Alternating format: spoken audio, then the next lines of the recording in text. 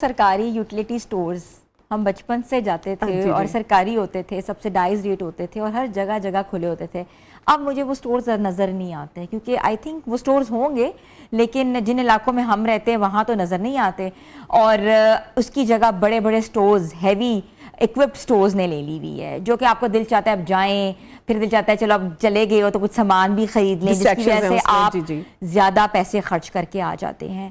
کیا سمجھتی ہیں یہ سٹورز کتنے ضروری ہیں, یا ایک کریانے کی دکان یا ایک نارمل دکان جس کے پاس وہی سامان ہے لیکن سستے داموں میں ہے؟ دیکھیں اس میں اب بڑی ہیلپ فل ہو گیا انٹرنیٹ نا, بہت سارے ایسے بڑے سٹورز نے یا ایسی شاپس نے اپنی ایپس جنریٹ کی ہوئی ہیں. میرا اپنا پرسنل ایکسپیرینس ہے کہ جب آپ ایپ کے اوپر ڈیلی ان کے ریٹس دیکھتے ہیں, اور مجھے اس میں کوئی شرم نہیں ہے کہ میں دیکھتی ہوں, تو اس میں اگر آپ کو جو ہے ڈسکاؤنٹڈ پرائس انہوں نے شو کی ہوئی تھی, آج کی آپ کی یہ ڈسکاؤنٹڈ پرائس ڈیلز ہیں آپ ان کو. مسئلہ ہمیں یہاں پہ آتا ہے جو آپ نے کہا کہ جب آپ بڑے سٹور پہ جاتے ہیں تو جا کے وہ جو فوکسڈ آپ نے ہو کے ایک ہی چیز خریدنی ہے, اس کے بجائے راستے میں جو ڈسٹریکشنز ہوتی ہیں, جو اور اپیلنگ چیزیں ہوتی ہیں, ہم ان کو خریدنے بیٹھ جاتے ہیں. تو اگین پلاننگ, اچھی پلاننگ اچھا گھر چلانے کے لیے بنیادی چیز ہے. آپ کا اسیسمنٹ آف کہ آپ کی بیسک نیڈس کیا ہیں.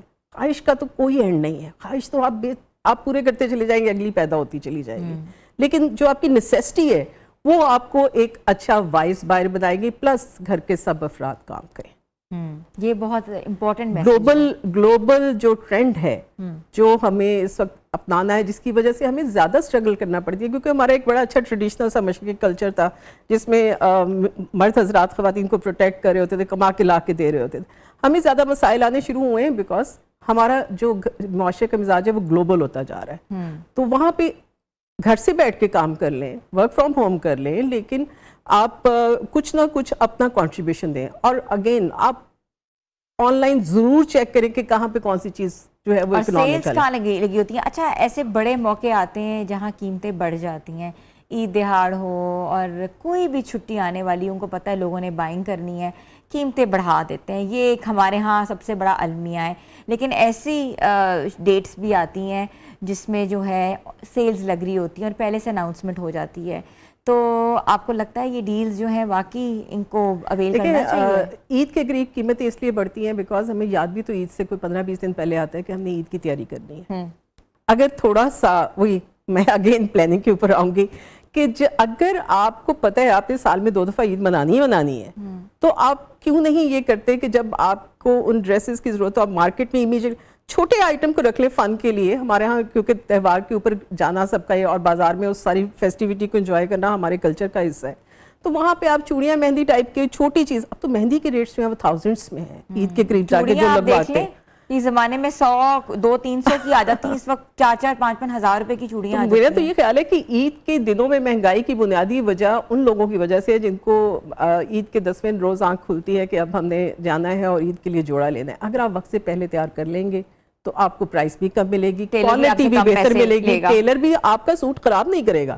آپ اگر نوٹس کر لیں تو اس کی ریشو چیک کر لیں, جو ٹیلر کپڑے واپس کرتا ہے آپ کو عید کے دنوں میں, اس کی سٹیچنگ اتنی فائن نہیں ہوتی جتنی سال کے سارا سال جو ہے وہ آپ کو بہتر طریقے سے. اچھا عطیہ صاحب, مجھے بتائیے گا کہ نارملی ہم ایسے کرتے ہیں کہ پولٹری کے حوالے سے بات کرتے ہیں, جو ہم نے میٹ, چکن, بیف, فش لینا ہوتا ہے تو اکثر لوگ روز منگواتے ہیں کہ بھائی جا کے تازہ لے آؤ, اور اکثر لوگ پورے مہینے کا فش, چکن, پولٹری جو ہے فریزر میں ڈال دیتے ہیں. دونوں میں آپ کس چیز کو پریفر کرتی ہیں؟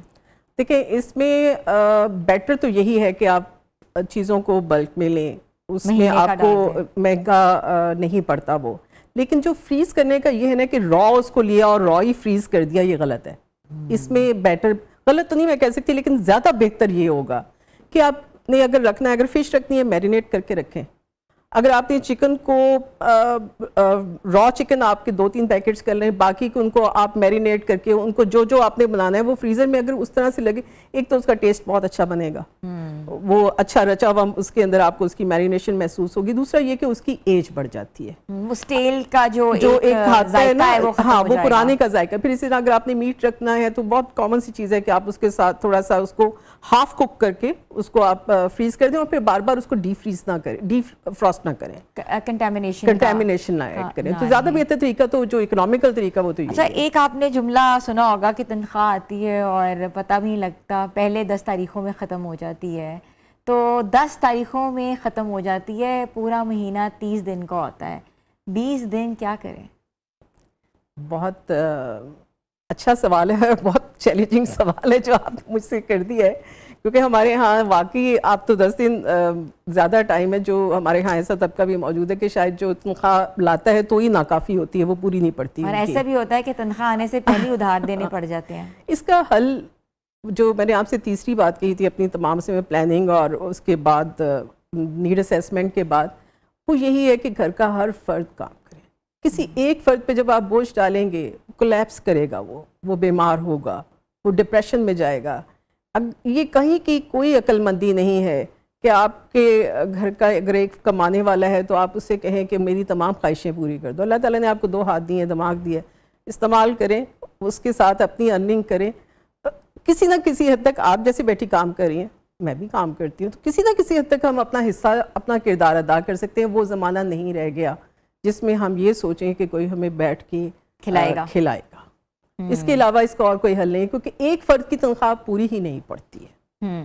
تو آپ کو ایکسٹرا ریسورسز جو ہے جنریٹ کرنے کی ضرورت ہوتی ہے, یا وہ زیادہ افراد کام کریں یا پھر وہ ادر جابس جو ہیں وہ کریں.